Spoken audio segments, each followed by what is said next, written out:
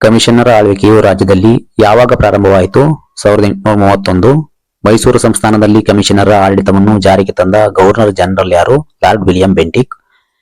ಮೈಸೂರು ರಾಜ್ಯದ ಮೊದಲ British commissioner ಯಾರು? Colonel J Briggs. ಮೈಸೂರಿನಿಂದ ಬೆಂಗಳೂರಿಗೆ ರಾಜಧಾನಿ ಬದಲಾಯಿಸಿದ ಬ್ರಿಟಿಷ್ ಕಮಿಷನರ್ ಯಾರು? Mark Cubbon. ಮೈಸೂರು ರಾಜ್ಯದ ಪ್ರಮುಖ ಕಮಿಷನರುಗಳಾರು? ಮಾರ್ಕ್ ಕಬ್ಬನ್ ಮತ್ತು ಲೂಯಿಸ್ ಬೆಂಥಾಮ್ ಬೋರಿಂಗ್. ಯಾರ ನಂತರ ಮಾರ್ಕ್ ಕಬ್ಬನ್ ಕಮಿಷನರ್ ಆದನು? ಯಾವ ವರ್ಷದಲ್ಲಿ ಅಧಿಕಾರ ರೂಢನಾದನು? Colonel W Morrison 1834. 1832ರಲ್ಲಿ ಮೈಸೂರಿನ ಕಿರಿಯ ಕಮಿಷನರ್ ಯಾರು? ಲೂಶಿಂಗ್ಟನ್. ಕಬ್ಬನನ್ನು ರಾಜ್ಯವನ್ನು ಎಷ್ಟು ವಿಭಾಗಗಳನ್ನಾಗಿ ಮಾಡಿದನು ತಿಳಿಸಿ. 4. 1 ಬೆಂಗಳೂರು ನಂದಿ ಮಾರ್ಗ, 2 ಚಿತ್ರದುರ್ಗ, 3 ಅಷ್ಟಗ್ರಾಮ ಮೈಸೂರು, 4 ನಗರ ಬಿದನೂರು. ವಿಭಾಗಗಳ ಆಡಳಿತವನ್ನು ಕಬ್ಬನನ್ನು ಯಾರಿಗೆ ವಹಿಸಿದ್ದನು? ಐರೋಪ್ಯ ಸೂಪರಿಂಟೆಂಡೆಂಟ್. ಕಬ್ಬನನ ಕಾಲದಲ್ಲಿ ಹೋಬಳಿಯ ಆಡಳಿತ ಯಾರು ನಡೆಸುತ್ತಿದ್ದರು? ಶೇಖ್ದಾರ್ ಹೋಬಳಿದಾರ್. ಕಬ್ಬನನು ಆಡಳಿತದಲ್ಲಿ ಸ್ಥಾಪಿಸಿದ ಇಲಾಖೆಗಳೆಷ್ಟು ತಿಳಿಸಿ. 9. ಕಂದಾಯ, ಅಂಚೆ, ಪೊಲೀಸ್, ಲೋಕೋಪಯೋಗಿ, ಸೇನಾ ವೈದ್ಯಕೀಯ, ನ್ಯಾಯಾಲಯ, ಪಶುಸಂಗೋಪನಾ, ಶಿಕ್ಷಣ. ಮಾರ್ಕ್ ಕಬ್ಬನನ ಕಾಲದಲ್ಲಿ ಕಂದಾಯ ಇಲಾಖೆಯ ಪ್ರಮುಖ ಅಧಿಕಾರಿಗೆ ಏನೆಂದು ಕರೆಯಲಾಗುತ್ತಿತ್ತು? ಹೆಡ್ ಶಿರಾಸ್ತೆದಾರ್. ಕಬ್ಬನನ ಕಾಲದಲ್ಲಿ ಮೈಸೂರಿಗೆ ಬಂದ ಗವರ್ನರ್ ಜನರಲ್ ಯಾರು? Lord Dalhousie. ಮೈಸೂರಿನ ಪ್ರಗತಿಯ ಇತಿಹಾಸದಲ್ಲಿ ಯಾರ ಕಾಲವನ್ನು ಪರಿವರ್ತನಾ ಕಾಲ ಎಂದು ಹೇಳಲಾಗಿದೆ? ಮಾರ್ಕ್ ಕಬ್ಬನ್ನ ಕಾಲ. ರಾಜ್ಯದ ಯಾವ ನಗರವು ಯಾವಾಗ ಪ್ರಥಮವಾಗಿ ರೈಲು ಸಂಪರ್ಕ ವ್ಯವಸ್ಥೆ ಪಡೆಯಿತು? ಬೆಂಗಳೂರು 1859. ಕಬ್ಬನ್ನನ ಕಾಲದಲ್ಲಿದ್ದ ತಾಲೂಕು ನ್ಯಾಯಾಲಯಗಳೆಷ್ಟು? 85 ತಾಲೂಕು ನ್ಯಾಯಾಲಯಗಳು. ಕಬ್ಬನನ್ನು ಸ್ಥಾಪಿಸಿದ ನ್ಯಾಯಾಲಯಗಳನ್ನು ತಿಳಿಸಿ. 85 ತಾಲೂಕು ನ್ಯಾಯಾಲಯಗಳು. 8 ಮುನ್ಸಿಫ್ ನ್ಯಾಯಾಲಯಗಳು, 4 ಸೂಪರಿಂಟೆಂಡೆಂಟ್ ನ್ಯಾಯಾಲಯಗಳು, 3 ನ್ಯಾಯಾಧೀಶರನ್ನೊಳಗೊಂಡ 1 ಹುಜೂರ್ ಅದಾಲತ್, 1 ಕಮಿಷನರ್ ನ್ಯಾಯಾಲಯ. ಕಬ್ಬನನ್ನು ಯಾವಾಗ ನಿವೃತ್ತಿ ಹೊಂದಿ ಎಲ್ಲಿ ಮರಣ ಹೊಂದಿದನು? 1861 ಸುಯೇಜ್ ಕಾಲುವೆಯ ಸೈಯದ್ ಬಂದರ್. ಕಬ್ಬನನ್ನು ನೆನಪಿಸುವ ಉದ್ಯಾನವನ ಯಾವುದು? ಎಲ್ಲಿದೆ? Cubbon park, Bengaluru. ಮಾರ್ಕ್ ಕಬ್ಬನನ ಕಾಲದಲ್ಲಿ ಮೈಸೂರು ಸಂಸ್ಥಾನವು ಪಡೆದ ಪ್ರಮುಖ ಸಾರಿಗೆ ಸಂಪರ್ಕಗಳಾವುವು? 1859ರಲ್ಲಿ ಬೆಂಗಳೂರಿನಿಂದ ಜೋಲಾರ್ಪೇಟೆಯವರೆಗೆ ರೈಲು ಸಂಪರ್ಕ. 1 336 ಮೈಲಿ ಉದ್ದ ಟೆಲಿಗ್ರಾಫ್ ತಂತಿ ಮಾರ್ಗ. 2 1597 ಮೈಲಿಗಳಷ್ಟು ಹೊಸ ರಸ್ತೆಗಳ ನಿರ್ಮಾಣ. ಕಬ್ಬನ್ ಕಾಲದಲ್ಲಿ ಎಷ್ಟು ತಾಲೂಕುಗಳಿದ್ದವು? ಆಡಳಿತವನ್ನು ಯಾರು ನೋಡಿಕೊಳ್ಳುತ್ತಿದ್ದರು? 120 ತಾಲೂಕುಗಳು. ಅಮಲ್ದಾರರು. ಅಟಾರ ಕಚೇರಿಯನ್ನು ರದ್ದುಪಡಿಸಿದವರ್ಯಾರು? Mark Cubbon. ಮಾರ್ಕ್ ಕಬ್ಬನನ ಆಡಳಿತದಲ್ಲಿ ತಂದ ಪ್ರಮುಖ ಬದಲಾವಣೆಗಳನ್ನು ತಿಳಿಸಿ. 1834ರಿಂದ 1861ರವರೆಗೆ ಮೈಸೂರು ಸಂಸ್ಥಾನದ ಪ್ರಮುಖ ಕಮಿಷನರ್ ಆಗಿ ಆಳ್ವಿಕೆಯನ್ನು ಮಾಡಿದ ಮಾರ್ಕ್ ಕಬ್ಬನನು ಒಡೆಯರ ಆಡಳಿತದ ಪದ್ಧತಿಯನ್ನು ಬದಲಾಯಿಸಿ ಆಡಳಿತದಲ್ಲಿ ಹೊಸ ಬದಲಾವಣೆಯನ್ನು ತಂದನು. ರಾಜಧಾನಿಯನ್ನು ಮೈಸೂರಿನಿಂದ ಬೆಂಗಳೂರಿಗೆ ವರ್ಗಾಯಿಸಿದ ಕಬ್ಬನನು ಆಡಳಿತದ ಅನುಕೂಲಕ್ಕಾಗಿ ರಾಜ್ಯವನ್ನು ಬೆಂಗಳೂರು, ಅಷ್ಟಗ್ರಾಮ, ಮೈಸೂರು ಮತ್ತು ನಗರ ಎಂಬುದಾಗಿ 4 ವಿಭಾಗಗಳನ್ನಾಗಿಸಿ ಪ್ರತಿಯೊಂದು ವಿಭಾಗಗಳ ಆಡಳಿತವನ್ನು ಸೂಪರಿಂಟೆಂಡೆಂಟ್ರ ಅಧೀನಕ್ಕೆ ಒಳಪಡಿಸಲಾಯಿತು. ಪ್ರತಿಯೊಂದು ವಿಭಾಗವು ಹಲವು ತಾಲೂಕುಗಳನ್ನು ಹೊಂದಿದ್ದು ಒಟ್ಟು 120 ತಾಲೂಕುಗಳಿದ್ದವು. ತಾಲೂಕುಗಳ ಆಡಳಿತವನ್ನು ನೋಡಿಕೊಳ್ಳಲು ಅಮಲ್ದಾರರೆಂಬ ಅಧಿಕಾರಿಗಳನ್ನು ನೇಮಿಸಿದ್ದನು. ಪ್ರತಿ ತಾಲೂಕನ್ನು 3 ಅಥವಾ 4 ಹೋಬಳಿಗಳನ್ನಾಗಿ ಮಾಡಿ ಅವುಗಳ ಆಡಳಿತವನ್ನು ನೋಡಿಕೊಳ್ಳಲು ಪ್ರತಿ ಹೋಬಳಿಗಳಿಗೆ ಶೇಖ್ದಾರ್ ಎಂಬ ಅಧಿಕಾರಿಗಳನ್ನು ನೇಮಿಸಿದ್ದನು. ಹಳ್ಳಿಗಳ ಆಡಳಿತವನ್ನು ಗೌಡರು ನಡೆಸುತ್ತಿದ್ದರು. ಅಮಲ್ದಾರರು, ಶೇಖದಾರರು ಮತ್ತು ಗೌಡರುಗಳು ತಮ್ಮ ವಿಭಾಗದ ಅಧೀಕ್ಷಕ ಅಧಿಕಾರಿಗಳ ಮೇಲ್ವಿಚಾರಣೆಗಳಲ್ಲಿ ಕೆಲಸ ನಿರ್ವಹಿಸುತ್ತಿದ್ದರು.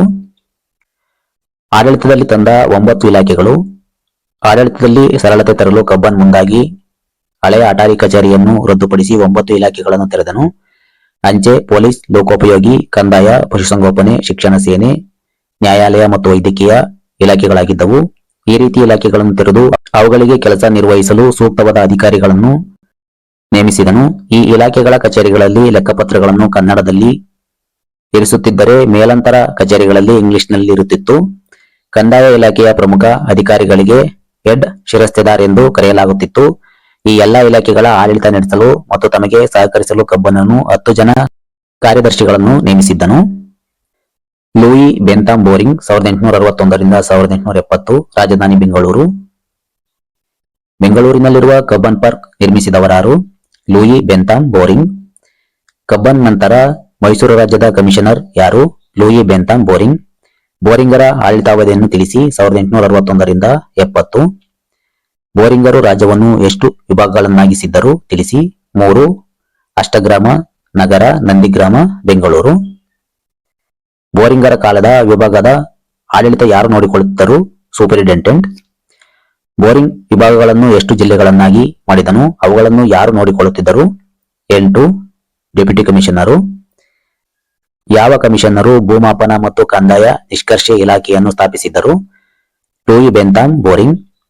ಇನಾಮ್ ಕಮಿಷನ್ ಅನ್ನು ಯಾರು ಯಾವಾಗ ಜಾರಿಗೆ ತಂದರು? Lewin Bentham Bowring 1863. ಯಾರು ಯಾವಾಗ ನೋಂದಣಿ ಕಾನೂನನ್ನು ಜಾರಿಗೆ ತಂದರು? Lewin Bentham Bowring 1864. ಯಾರು ಯಾವಾಗ ಇಂಡಿಯನ್ ಪೀನಲ್ ಕೋಡ್ ಮತ್ತು ಕೋಡ್ ಆಫ್ ಕ್ರಿಮಿನಲ್ ಪ್ರೊಸೀಜರ್ ಅನ್ನು ಜಾರಿಗೆ ತಂದರು? Lewin Bentham Bowring 1862. ಯಾರು ಯಾವಾಗ ಬೆಂಗಳೂರಿನ ಕೇಂದ್ರ ಸೆರೆಮನೆಯನ್ನು ಸ್ಥಾಪಿಸಿದರು? Lewin Bentham Bowring 1863. ಯಾರು ಯಾವಾಗ ನಗರಗಳಲ್ಲಿ ನಗರಸಭೆ ಸರ್ಕಾರ ತಂದರು? Lewin Bentham Bowring 1863. ಬೆಂಗಳೂರಿನ ಕೋರ್ಟ್ ಅನ್ನು ಯಾರು ಯಾವಾಗ ಸ್ಥಾಪಿಸಿದರು? Lewin Bentham Bowring 1863. ಬೆಂಗಳೂರಿನ ವಸ್ತು ಸಂಗ್ರಹಾಲಯವನ್ನು ಯಾರು ಯಾವಾಗ ಸ್ಥಾಪಿಸಿದರು? Lewin Bentham Bowring 1863. ಬೋರಿಂಗರು ಮೊದಲಿಗೆ ಸ್ಥಾಪಿಸಿದ ಪೊಲೀಸ್ ಹುದ್ದೆಗಳನ್ನು ತಿಳಿಸಿ. Inspector general of police IGP, deputy inspector of general DIG, superintendent SP. ಯಾರು ಯಾವಾಗ ಬೆಂಗಳೂರಿನ ಸೆಂಟ್ರಲ್ ಕಾಲೇಜನ್ನು ಸ್ಥಾಪಿಸಿದರು? Lewin Bentham Bowring 1862. Rulers of ಇಂಡಿಯಾದ ಕರ್ತೃ ಯಾರು? ಯಾರ ಇತಿಹಾಸವನ್ನು ಒಳಗೊಂಡಿದೆ? ಬೋರಿಂಗ್, ಹೈದರ್ ಮತ್ತು ಟಿಪ್ಪು. ಯಾವಾಗ ಯಾವ ಒಡೆಯರಿಗೆ ಬೋರಿಂಗ್ ಅನ್ನು ಪಟ್ಟಾಭಿಷೇಕ ಸಮಾರಂಭವನ್ನು ಏರ್ಪಡಿಸಿದನು? 1868 ಸೆಪ್ಟೆಂಬರ್ 23 10ನೇ ಚಾಮರಾಜ ಒಡೆಯರು. ಬೋರಿಂಗನ ಪತ್ನಿ ಯಾರು? ಅವಳ ಕೃತಿ ಯಾವುದು? Lady Bowring, the eastern experience. ಬೋರಿಂಗನನ್ನು ನೆನಪಿಸುವ 2 ಸ್ಮಾರಕಗಳನ್ನು ತಿಳಿಸಿ. ಬೋರಿಂಗ್ ಆಸ್ಪತ್ರೆ, ಬಂಗಾರಪೇಟೆ, ಬೋರಿಂಗ್ ಪೇಟೆ. ಯಾವ ಕಮಿಷನ್ನರ ಕಾಲದಲ್ಲಿ ಮೈಸೂರಿನ ಆಡಳಿತವನ್ನು ಒಡೆಯರ ಮನೆತನಕ್ಕೆ ವಹಿಸಿಕೊಡಲು ಬ್ರಿಟಿಷ್ ಸರ್ಕಾರ ನಿರ್ಧರಿಸಿತು? Lewin Bentham Bowring. ಮೈಸೂರಿನ ಕೊನೆಯ ಕಮಿಷನ್ನರ್ ಯಾರು? ಕಮಿಷನ್ನರ ಆಳ್ವಿಕೆ ಯಾವಾಗ ಕೊನೆಗೊಂಡಿತು? James D Gordon 1881. ಮೈಸೂರಿನಲ್ಲಿ ಕಮಿಷನ್ನರ್ಗಳ ಆಡಳಿತಾವಧಿಯನ್ನು ಹಾಗೂ ಕಮಿಷನರ್ಗಳನ್ನು ತಿಳಿಸಿ. 1831 ರಿಂದ 81. ಕರ್ನಲ್ ಜೆ ಬ್ರಿಗ್ಸ್ 1831 ರಿಂದ 33. ಕರ್ನಲ್ ಡಬ್ಲ್ಯೂ ಮಾರಿಸನ್ 1833 ರಿಂದ 34. ಮಾರ್ಕ್ ಕಬ್ಬನ್ 1834 ರಿಂದ 61. ಲೂಯಿ ಬೆಂಥಾಮ್ ಬೋರಿಂಗ್ 1861 ರಿಂದ 70. ಸರ್ ರಿಚರ್ಡ್ ಮೀಡ್ 1870 ರಿಂದ 75. ಸಿಬಿ ಸ್ಯಾಂಡರ್ಸ್ 1875 ರಿಂದ 78. ಜೇಮ್ಸ್ ಟಿ ಗೋರ್ಡನ್ 1878 ರಿಂದ 81. ಲೂಯಿ ಬೆಂಥಾಮ್ ಬೋರಿಂಗ್ ನ ಪೊಲೀಸ್ ಮತ್ತು ನ್ಯಾಯಾಂಗ ಸುಧಾರಣೆಗಳನ್ನು ತಿಳಿಸಿ. 1862 ರಿಂದ 70ರವರೆಗೆ ಮೈಸೂರು ಸಂಸ್ಥಾನದ ಪ್ರಮುಖ ಬ್ರಿಟಿಷ್ ಕಮಿಷನರ್ ಆದ ಬೋರಿಂಗ್ ಅನ್ನು ಪೊಲೀಸ್ ಮತ್ತು ನ್ಯಾಯಾಂಗ ಸುಧಾರಣೆಯಲ್ಲಿ ಉತ್ತಮವಾದ ಬದಲಾವಣೆಯನ್ನು ಮಾಡಿದನು. ಪೊಲೀಸ್ ಇಲಾಖೆ. ಬೆಂಗಳೂರಿನ ಸೆಂಟ್ರಲ್ ಜೈಲನ್ನು ಮಾದರಿ ಸಂಸ್ಥೆಯನ್ನಾಗಿ ಮಾಡಿದ ಬೋರಿಂಗ್ ಅನ್ನು ಭಾರತದ ದಂಡ ಸಂಹಿತೆ ಮತ್ತು ಭಾರತದ ಅಪರಾಧಿ ಸಂಗ್ರಹ ಈ ಕಟ್ಟಳೆಗಳ ಆಧಾರದ ಮೇಲೆ ರಾಜ್ಯದ ಕಾನೂನನ್ನು ರಚಿಸಿದನು. ರಾಜ್ಯದ ಪೊಲೀಸ್ ಇಲಾಖೆಯನ್ನು ಮದ್ರಾಸಿನ ಪೊಲೀಸ್ ಇಲಾಖೆಯ ಮಾದರಿಯಲ್ಲಿ ರಚಿಸಿದ ಇವನು ಪೊಲೀಸ್ ಇಲಾಖೆಯಲ್ಲಿ inspector general of police IGP, deputy inspector of general DIG, superintendent of police SP ಎಂಬ ಹುದ್ದೆಗಳನ್ನು ಸ್ಥಾಪಿಸಿದನು. ಈ ಅಧಿಕಾರಿಗಳನ್ನು ನೇಮಿಸಿದ ಈತನು ಪೊಲೀಸರಿಗೆ ಸಮವಸ್ತ್ರಗಳನ್ನು ಜಾರಿಗೆ ತಂದಿದ್ದಲ್ಲದೆ ಪೊಲೀಸ್ ಸಿಬ್ಬಂದಿಯ ಸೌಲಭ್ಯವನ್ನು ಉತ್ತಮಗೊಳಿಸಿದನು. ನ್ಯಾಯಾಂಗ ಸುಧಾರಣೆ. ರಾಜ್ಯದ ನ್ಯಾಯಾಲಯಗಳನ್ನು ಚೀಫ್ ಕೋರ್ಟ್ಗಳೆಂದು ಕರೆದ ಬೋರಿಂಗ್ ಅನ್ನು ಸಿವಿಲ್ ಮತ್ತು ಕ್ರಿಮಿನಲ್ ಕೋರ್ಟ್ಗಳನ್ನು ಜಾರಿಗೆ ತಂದನು. ಶ್ರೇಷ್ಠ ನ್ಯಾಯಾಲಯವು ಜುಡಿಷಿಯಲ್ ಕಮಿಷನರ್ಗಳಿಂದ ಕೂಡಿದ್ದರೆ ಜಿಲ್ಲಾ ನ್ಯಾಯಾಲಯಗಳಲ್ಲಿ ಡೆಪ್ಯೂಟಿ ಸೂಪರಿಂಟೆಂಡೆಂಟ್ ಆಫ್ ಎಂಬ ಅಧಿಕಾರಿಗಳಿದ್ದರು. ವಿಭಾಗೀಯ ಕಮಿಷನರ್ಗಳಿಗೆ ಸೆಷನ್ಸ್ ನ್ಯಾಯಾಧೀಶರುಗಳ ಅಧಿಕಾರ ನೀಡಿದನು. ಡೆಪ್ಯೂಟಿ ಕಮಿಷನರ್, ಅಸಿಸ್ಟೆಂಟ್ ಕಮಿಷನರ್ ಮತ್ತು ಅಮಲ್ದಾರರು ನ್ಯಾಯ ವಿತರಣೆಯ ಕರ್ತವ್ಯದ ಜೊತೆಗೆ ಪೊಲೀಸ್ ಅಧಿಕಾರದ ಕರ್ತವ್ಯಗಳನ್ನು ನಿರ್ವಹಿಸುವಂತೆ ಮಾಡಿದನು. ಹೈದರಾಬಾದ್ ಕರ್ನಾಟಕದಲ್ಲಿ ನಿಜಾಮರ ಆಳ್ವಿಕೆ 1724 ರಿಂದ 1948. ರಾಜಧಾನಿ ಹೈದರಾಬಾದ್. ಭಾಷೆ ಉರ್ದು. ಹೈದರಾಬಾದ್ ನಗರದ ನಿರ್ಮಾತೃ ಯಾರು? ಗೋಲ್ಕಂಡದ ಕುತುಬ್ ಶಾಹಿ ಮನೆತನದ ಇಬ್ರಾಹಿಂನ ಪ್ರಧಾನ ಸೇನಾಪತಿ ಹೈದರ್ ಉಲ್ ಮಲ್ಕ್.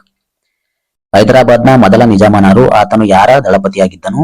ನಿಜಾಮ್ ಕಮರುದ್ದೀನ್ ದೊರೆ ಔರಂಗಜೇಬ್. ದಳಪತಿ ಕಮರುದ್ದೀನ್ಗೆ ನಿಜಾಮ ಉಲ್ ಮುಲ್ಕ್ ಫಿರೋಜ್ ಜಂಗ್ ಎಂಬ ಬಿರುದು ನೀಡಿದವರ್ಯಾರು? ಮೊಘಲ ಚಕ್ರವರ್ತಿ ಫರಕ್ಸಿಯಾರ್. ನಿಜಾಮ ಕಮರುದ್ದೀನ್ಗೆ ಅಸಬ್ಜ ಎಂಬ ಬಿರುದನ್ನು ಯಾವ ವರ್ಷದಲ್ಲಿ ಯಾರು ನೀಡಿದರು? 1724 ಮೊಘಲ್ ಚಕ್ರವರ್ತಿ ಮೊಹಮ್ಮದ್ ಶಾ. ಯಾವಾಗ ಅಸಫ್ ಜಾ ಮೊಘಲರ ಆಳ್ವಿಕೆಯಿಂದ ಹೈದರಾಬಾದ್ನಲ್ಲಿ ಸ್ವತಂತ್ರನೆಂದು ಘೋಷಿಸಿಕೊಂಡನು? 1724. ನಿಜಾಮರ ರಾಜಧಾನಿ ಯಾವುದು? ಹೈದರಾಬಾದ್. ಹೈದರಾಬಾದ್ನ ಕೊನೆಯ ನಿಜಾಮನಾರು? ಉಸ್ಮಾನ್ ಅಲಿ ಖಾನ್. ಹೈದರಾಬಾದಿನ ಮೊದಲ ಬ್ರಿಟಿಷ್ ರೆಸಿಡೆಂಟನಾರು? Captain Sydenham. Star of India ಬಿರುದಿನ ನಿಜಾಮನಾರು? ಅಫ್ಜಲ್ ಉದ್ ದೌಲಾ. ಹೈದರಾಬಾದಿನಲ್ಲಿರುವ ಉಸ್ಮಾನಿಯಾ ವಿಶ್ವವಿದ್ಯಾಲಯವನ್ನು ಸ್ಥಾಪಿಸಿದ ಹೈದರಾಬಾದಿನ ನಿಜಾಮನಾರು? 1917 ಕೊನೆಯ ನಿಜಾಮ ಉಸ್ಮಾನ್ ಅಲಿ ಖಾನ್. ನಿಜಾಮರ ಆಳ್ವಿಕೆಗೊಳಪಟ್ಟ ಕರ್ನಾಟಕದ ಇಂದಿನ ಜಿಲ್ಲೆಗಳಾವುವು? ಬೀದರ್, ರಾಯಚೂರು, ಗುಲ್ಬರ್ಗ. ಯಾವಾಗ ಹೈದರಾಬಾದಿನಿಂದ ಬೀದರ್, ರಾಯಚೂರು, ಗುಲ್ಬರ್ಗಗಳು ಮೈಸೂರು ರಾಜ್ಯಕ್ಕೆ ಸೇರಿದವು? 1956. ಹೈದರಾಬಾದಿನ ನಿಜಾಮರ ಆಡಳಿತ ಭಾಷೆ ಯಾವುದು? ಉರ್ದು ಭಾಷೆ. ವಹಾಬಿ ಚಳುವಳಿ ಯಾವ ನಿಜಾಮನ ಕಾಲದಲ್ಲಿ ಹೈದರಾಬಾದಿನಲ್ಲಿ ಆರಂಭಗೊಂಡಿತು? ನಾಜಿರ್ ಉದ್ ದೌಲಾ. ಸಿಕಂದರ್ ಅಸಫ್ ಜಾನನ ದಿವಾನನಾರು? ರಾಜಾ ಚಂದುಲಾಲ್. ರೈತವಾರಿ ಪದ್ಧತಿಯನ್ನು ಜಾರಿಗೆ ತಂದ ನಿಜಾಮನಾರು? ಸಾಲಾರ್ ಜಂಗ್. ಕರ್ನಾಟಕದ ಯಾವ ಜಿಲ್ಲೆಗಳನ್ನು ಹೈದರಾಬಾದ್ ಕರ್ನಾಟಕವೆಂದು ಇಂದಿಗೂ ಕರೆಯಲಾಗಿದೆ? ರಾಯಚೂರು, ಗುಲ್ಬರ್ಗ, ಬೀದರ್. ಯಾವಾಗ ಯಾವ ನಿಜಾಮರು ಸಹಾಯಕ ಸೈನ್ಯ ಪದ್ಧತಿಗೆ ಸಹಿ ಹಾಕಿದರು? 1798 ನಿಜಾಮ್ ಅಲಿ ಖಾನ್. 1857ರ ಭಾರತದ ಪ್ರಥಮ ಸ್ವಾತಂತ್ರ್ಯ ಸಂಗ್ರಾಮದ ಕಾಲದಲ್ಲಿದ್ದ ನಿಜಾಮನಾರು? ಅಫ್ಜಲ್ ಉದ್ ದೌಲಾ. ನಿಜಾಮರ ಆಳ್ವಿಕೆಯಲ್ಲಿ ಹೈದರಾಬಾದ್ ಕಾಂಟಿಜೆಂಟ್ ಎಂದು ಕರೆಯಲ್ಪಡುವವರು ಯಾರು? ಆತ ಯಾರು? Russell brigade. ಈತನು ಹೈದರಾಬಾದಿನ ನಿಜಾಮ. ಸಿಕಂದರ್ ಅಸಫ್ ಜಾನ್ ಬ್ರಿಟಿಷ್ ರೆಸಿಡೆಂಟ್ನ ಹೆನ್ರಿ ರಸಲ್. ಹೈದರಾಬಾದ್ ಕರ್ನಾಟಕದಲ್ಲಿ ಆಳ್ವಿಕೆ ಮಾಡಿದ ಅಸಫ್ ಜಾ ಮನೆತನದ ನಿಜಾಮರನ್ನು ತಿಳಿಸಿ. ಅಸಫ್ ಜಾ ಕಮರುದ್ದೀನ್, ನಾಜರ್ ಜಂಗ್ ಮತ್ತು ಮುಜಾಫರ್ ಜಂಗ್. ಸಲಬತ್ ಜಂಗ್, ನಿಜಾಮ್ ಅಲಿ ಖಾನ್, ಸಿಕಂದರ್ ಜಾ, ನಜೀರ್ ಉದ್ ದೌಲಾ, ಅಫಜಲ್ ಉದ್ ದೌಲಾ, ಮಹಬೂಬ್ ಅಲಿ ಖಾನ್, ಉಸ್ಮಾನ್ ಅಲಿ ಖಾನ್. ಒಡೆಯರಿಗೆ ಮೈಸೂರು ಸಂಸ್ಥಾನದ ಮರಳಿಕೆ 1881ರಿಂದ 1947. 10ನೇ ಚಾಮರಾಜ ಒಡೆಯರು 1881ರಿಂದ 1894. ರಾಜಧಾನಿ ಬೆಂಗಳೂರು. ಯಾವ ಕಾಯ್ದೆಯಂತೆ ಕಮಿಷನ್ನರ ಆಳ್ವಿಕೆಯು ಕೊನೆಗೊಂಡು ಒಡೆಯರ ಪುನರ್ದಾನ ಆಳ್ವಿಕೆ ಆರಂಭವಾಯಿತು? Instrument of transfer policy. ಮೈಸೂರಿನ ಆಡಳಿತವನ್ನು ಕಮಿಷನ್ನರ ಆಳ್ವಿಕೆಯಿಂದ ಒಡೆಯರಿಗೆ ಮರಳಿಸಲು ಯಾವಾಗ ನಿರ್ಧರಿಸಿ ಯಾವಾಗ ಕೊಡಲಾಯಿತು? 1868ರಂದು ನಿರ್ಧರಿಸಿ 1881ರಂದು ಕೊಡಲಾಯಿತು. ಒಡೆಯರುಗಳಿಗೆ ಮೈಸೂರಿನ ಆಡಳಿತವನ್ನು ಮರಳಿಸಿದಾಗ ಇದ್ದ ಭಾರತದ ಬ್ರಿಟಿಷ್ ವೈಸ್ರಾಯ್ ಯಾರು? Lord Ripon. ಕಮಿಷನ್ನರ್ ಆಳ್ವಿಕೆ ಕೊನೆಗೊಂಡಾಗ ಮೊದಲ ಒಡೆಯರು ಯಾರು? 10ನೇ ಚಾಮರಾಜ ಒಡೆಯರ್. ಯಾವಾಗ 10ನೇ ಚಾಮರಾಜರು ಸಿಂಹಾಸನವನ್ನೇರಿದರು? 1868 ಸೆಪ್ಟೆಂಬರ್ 23.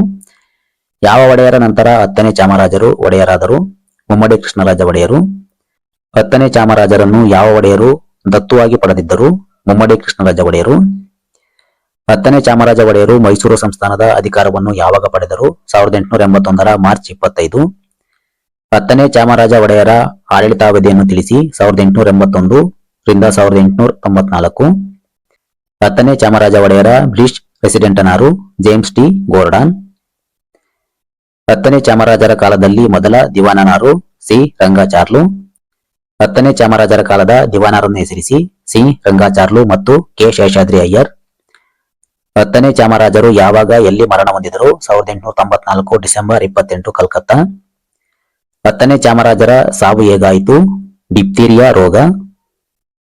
ಸಿ ರಂಗಾಚಾರ್ಲರು ಯಾವಾಗ ಮತ್ತು ಎಲ್ಲಿ ಜನಿಸಿದರು? 1831ರಲ್ಲಿ ಚೆಂಗಲ್ಪೇಟೆ ಜಿಲ್ಲೆಯ ಬಿಟ್ಟಿಪುಣ್ಯಂ. ಪ್ರಜಾಪ್ರತಿನಿಧಿ ಸಭೆಯನ್ನು ಯಾರು ಯಾವಾಗ ಸ್ಥಾಪಿಸಿದರು? C Rangacharlu 1881 August 25. ಪ್ರಜಾಪ್ರತಿನಿಧಿ ಸಭೆಯ ಮೊದಲ ಅಧಿವೇಶನವು ಯಾವಾಗ ಜರುಗಿತು? ಆಗ ಸೇರಿದ್ದ ಸದಸ್ಯರ ಸಂಖ್ಯೆ ಎಷ್ಟು? 1881 ಅಕ್ಟೋಬರ್ 7 144. ಸಿ ರಂಗಾಚಾರ್ಲು ಅವರು ಎಲ್ಲಿ ಯಾವಾಗ ಚಿನ್ನದ ಗಣಿ ಸ್ಥಾಪಿಸಿದರು? ಕೋಲಾರ 1881. ಯಾವ ಕಂಪನಿಯ ಸಹಭಾಗಿತ್ವದಿಂದ ಕೋಲಾರದಲ್ಲಿ ಚಿನ್ನದ ಗಣಿ ಉದ್ಯಮವು ಆರಂಭವಾಯಿತು? British Taylor company. ಯಾವಾಗ ಯಾವ ಎರಡು ನಗರಗಳ ನಡುವೆ ರಂಗಾಚಾರ್ಲರು ರೈಲು ಮಾರ್ಗದ ಕೆಲಸವನ್ನು ಆರಂಭಿಸಿದರು? 1882 ಬೆಂಗಳೂರು ತಿಪಟೂರು. 1881ರಿಂದ ಮೈಸೂರು ಆಡಳಿತದಲ್ಲಿನ ಪ್ರಮುಖರಾರು? ದಿವಾನರುಗಳು. ಪ್ರಜಾಪ್ರತಿನಿಧಿ ಸಭೆಯನ್ನು ಸ್ಥಾಪಿಸಿದವರಾರು? ಯಾವ ವರ್ಷದಲ್ಲಿ ಜಾರಿಗೆ ತಂದರು? ಸಿ ರಂಗಾಚಾರ್ಲು 1881. ಸಿ ರಂಗಾಚಾರ್ಯ ಕಾಲದಲ್ಲಿ ಯಾವ ವರ್ಷದಲ್ಲಿ ಯಾವ ರೈಲು ಮಾರ್ಗ ಕಾರ್ಯವು ಕೊನೆಗೊಂಡಿತು? 1882 ಬೆಂಗಳೂರು ಮೈಸೂರು. ಸಿ ರಂಗಾಚಾರ್ಲರವರು ಯಾವಾಗ ಎಲ್ಲಿ ನಿಧನ ಹೊಂದಿದರು? 1883 ಡಿಸೆಂಬರ್ 30 ಮದ್ರಾಸ್. ಸಿ ರಂಗಾಚಾರ್ಲರವರ ನಂತರ ಮೈಸೂರಿನ ದಿವಾನರಾರು ಕೆ ಶೇಷಾದ್ರಿ ಅಯ್ಯರ್. ಸಿ ರಂಗಾಚಾರ್ಲರವರನ್ನು ಜ್ಞಾಪಿಸುವಂತ ಮೈಸೂರಿನಲ್ಲಿರುವ ಸ್ಮಾರಕ ಭವನ ಯಾವುದು? ರಂಗಾಚಾರ್ಲು ಭವನ ಅಥವಾ ಟೌನ್ ಹಾಲ್. ಮೈಸೂರು ಸಂಸ್ಥಾನದಲ್ಲಿನ ಪ್ರಜಾಪ್ರತಿನಿಧಿ ಸಭೆಯನ್ನು ಕುರಿತು ಬರೆಯಿರಿ. ಪ್ರಜಾಪ್ರತಿನಿಧಿ ಸಭೆ 1881 ಆಗಸ್ಟ್ 25. ಭಾರತದ ದೇಶೀಯ ಸಂಸ್ಥಾನಗಳಲ್ಲಿಯೇ 10ನೇ ಚಾಮರಾಜ ಒಡೆಯರ ಕಾಲದ ಮೈಸೂರು ಸಂಸ್ಥಾನದಲ್ಲಿ ದಿವಾನ್ ಸಿ ರಂಗಾಚಾರ್ಲರವರು ಪ್ರಪ್ರಥಮವಾಗಿ 1881 ಆಗಸ್ಟ್ 25ರಂದು ಪ್ರಜಾಪ್ರತಿನಿಧಿ ಸಭೆ ರೆಪ್ರೆಸೆಂಟೇಟಿವ್ ಕೌನ್ಸಿಲ್ ಅನ್ನು ಸ್ಥಾಪಿಸಿದರು. ಎಲ್ಲ ಜಿಲ್ಲಾಧಿಕಾರಿಗಳ ಸಲಹೆಯಂತೆ ಭೂಮಾಲೀಕರು ಮತ್ತು ಗಣ್ಯ ವರ್ತಕರನ್ನು ಈ ಸಭೆಯ ಸದಸ್ಯರಾಗಿ ಆಯ್ಕೆ ಮಾಡಲಾಗಿತ್ತು. ಇದರ ಮೊದಲ ಅಧಿವೇಶನವು 1881 ಅಕ್ಟೋಬರ್ ದಸರಾ ಹಬ್ಬದ ನಂತರ ಮೈಸೂರಿನಲ್ಲಾಗಿದ್ದು 144 ಮಂದಿ ಸದಸ್ಯರು ಭಾಗವಹಿಸಿದ್ದರು. ಇದರ ಉದ್ದೇಶಗಳು: 1. ಸರ್ಕಾರದ ಧ್ಯೇಯ ಧೋರಣೆಗಳನ್ನು ಮಂಡಿಸುವುದು. 2. ಕೈಗೊಂಡ ಕಾರ್ಯ ಯೋಜನೆಗಳನ್ನು ಕಾರ್ಯಗತಗೊಳಿಸುವುದು. 3. ಜನತೆಯ ಅಭಿಪ್ರಾಯ ತಿಳಿಯುವುದು. 4. ಜನರಿಂದ ಆಯ್ಕೆಯಾದ ಪ್ರತಿನಿಧಿಗಳ ಅಭಿಪ್ರಾಯಕ್ಕೆ ಮನ್ನಣೆ ನೀಡುವುದು. 5. ಜನರಿಗೆ ರಾಜಕೀಯ ಶಿಕ್ಷಣ ನೀಡುವುದು. 6. ಜನರ ಸಂಕಷ್ಟಗಳನ್ನು ಪರಿಹರಿಸುವುದು. ರಂಗಾಚಾರ್ಲು ನಂತರ ದಿವಾನರಾದ ಕೆ ಶೇಷಾದ್ರಿ ಅಯ್ಯರ್ ಅವರು ಈ ಪ್ರಜಾಪ್ರತಿನಿಧಿ ಸದಸ್ಯರುಗಳ ಹೆಸರುಗಳನ್ನು ಗೆಜೆಟ್ನಲ್ಲಿ ದಾಖಲಿಸಿದ್ದಲ್ಲದೆ 1891ರಲ್ಲಿ ಚುನಾವಣೆಯ ಮೂಲಕ ಸ್ಥಳೀಯ ಸಂಸ್ಥೆ ಮತ್ತು ಪುರಸಭೆಗಳಿಂದ ಸದಸ್ಯರನ್ನು ಚುನಾಯಿಸುವ ಪದ್ಧತಿಯನ್ನು ಜಾರಿಗೆ ತಂದರು. ಮತ ನೀಡುವ ವ್ಯಕ್ತಿಯು ಆಸ್ತಿ ಅರ್ಹತೆ ಹಾಗೂ ಪದವೀಧರನಾಗಬೇಕಿತ್ತು. ಆಯ್ಕೆ ಸದಸ್ಯರುಗಳ ಅಧಿಕಾರಾವಧಿಯು 3 ವರ್ಷಗಳಾಗಿತ್ತು.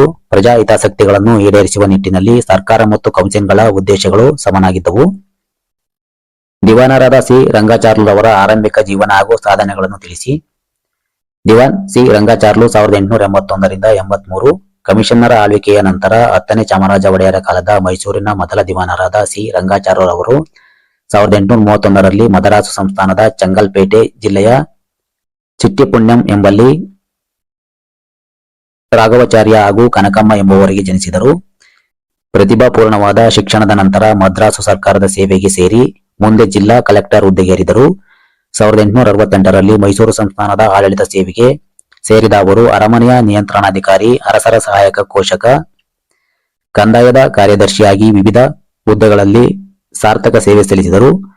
ವಿದ್ಯಾವಂತರಲ್ಲಿ ಓದು ಬರಹ ಬೆಳೆಸಲು 1876ರ ಮೇ ತಿಂಗಳಲ್ಲಿ ಮೈಸೂರು ಸಾಹಿತ್ಯ ಸಂಘ ಸ್ಥಾಪಿಸಿದಾಗ ಅದರ ಸಂಸ್ಥಾಪಕ ಅಧ್ಯಕ್ಷರಾದರು. ಈ ಮೇಲಿನ ಎಲ್ಲಾ ದಕ್ಷತೆಗಳನ್ನು ಗಮನಿಸಿದ ಬ್ರಿಟಿಷ್ ಸರ್ಕಾರವು ಇವರಿಗೆ 1881ರಲ್ಲಿ CIE ಎಂಬ ಬಿರುದನ್ನು ನೀಡಿ ಗೌರವಿಸಿತು. 10ನೇ ಚಾಮರಾಜ ಒಡೆಯರು 1881ರಲ್ಲಿ ಮೈಸೂರಿನ ಅಧಿಕಾರ ವಹಿಸಿಕೊಂಡಾಗ ರಂಗಾಚಾರ್ಲರವರನ್ನು ದಿವಾನರನ್ನಾಗಿ ನೇಮಿಸಲಾಯಿತು. ಈ ಹುದ್ದೆ ಅಲಂಕರಿಸಿದ ರಂಗಾಚಾರ್ಲರವರು 1883 ಡಿಸೆಂಬರ್ 30ರಂದು ನಿಧನವಾಗುವವರೆಗೂ ದಿವಾನರಾಗಿದ್ದರು. ಸುಧಾರಣೆಗಳು. ಆಡಳಿತ ಸುಧಾರಣೆ.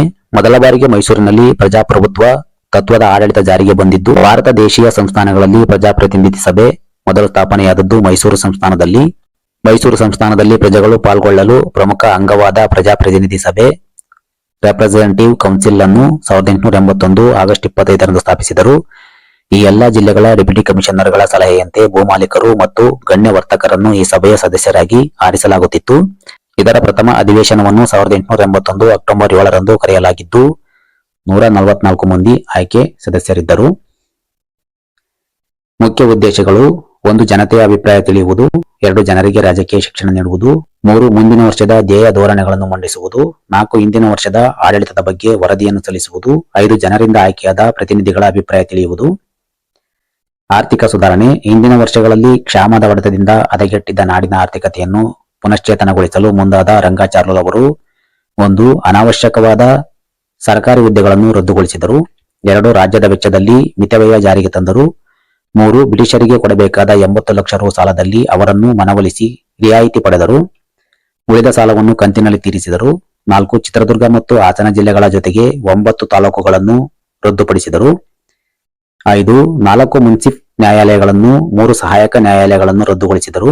6. 1881ರಲ್ಲಿ ಬ್ರಿಟಿಷ್ ಟೇಲರ್ ಕಂಪನಿಯೊಂದಿಗೆ ಒಪ್ಪಂದ ಕುದುರಿಸಿಕೊಂಡು ಕೋಲಾರದ ಚಿನ್ನದ ಗಣಿಯಲ್ಲಿ ಚಿನ್ನ ಹೊರತೆಗೆಯಲು ಅನುಮತಿ ನೀಡಿದರು. ಇದರಿಂದ ಚಿನ್ನದ ಗಣಿಯ ಉತ್ಪಾದನೆಯಲ್ಲಿ 5% ಆದಾಯ ಮೈಸೂರು ರಾಜ್ಯಕ್ಕೆ ದೊರೆಯಿತು. ಲೋಕೋಪಯೋಗಿ ಹಾಗೂ ರೈಲ್ವೆ ಸಾರಿಗೆ ವ್ಯವಸ್ಥೆ. ಬರಗಾಲದಲ್ಲಿ ಜನರಿಗೆ ರಸ್ತೆ, ಕೆರೆ ಕಟ್ಟೆ ನಿರ್ಮಾಣ ಮೊದಲಾದ ಕೆಲಸದಲ್ಲಿ ಉದ್ಯೋಗ ಒದಗಿಸಿದ್ದಲ್ಲದೆ 1882ರಲ್ಲಿ ಬೆಂಗಳೂರು ಮೈಸೂರು ರೈಲ್ವೆ ಮಾರ್ಗವನ್ನು ನಿರ್ಮಿಸಿದ್ದರಿಂದ ಆಧುನಿಕ ಮೈಸೂರು ಅಭಿವೃದ್ಧಿಗೊಳ್ಳಲು ಸಾಧ್ಯವಾಯಿತು. ಅದೇ ವರ್ಷ ಬೆಂಗಳೂರು ತಿಪಟೂರು ನಡುವೆ ರೈಲ್ವೆ ನಿರ್ಮಿಸಲು ಸಾರ್ವಜನಿಕರಿಂದ ಸಾಲವನ್ನು ಎತ್ತಲಾಯಿತು.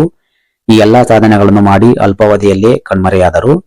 ಇವರನ್ನು ನೆನಪಿಸುವ ಮೈಸೂರಿನ ಹೃದಯ ಭಾಗದಲ್ಲಿನ ರಂಗಾಚಾರ್ಲು ಪುರಭವನವನ್ನು ಕಾಣುತ್ತೇವೆ. ಈ ವಿಡಿಯೋ ನಿಮಗೆ ಹೆಲ್ಪ್ ಆಗಿದ್ರೆ ಲೈಕ್ ಮಾಡಿ, ನಿಮ್ಮ ಫ್ರೆಂಡ್ಸ್ ಜೊತೆ ಶೇರ್ ಮಾಡಿ. ಇನ್ನಷ್ಟು ಕಾಂಪಿಟೇಟಿವ್ ಎಕ್ಸಾಮ್ಸ್ ವಿಡಿಯೋ ಬೇಕಾದ್ರೆ ನಮ್ಮ ಚಾನಲ್ ಸಬ್ಸ್ಕ್ರೈಬ್ ಮಾಡಿ.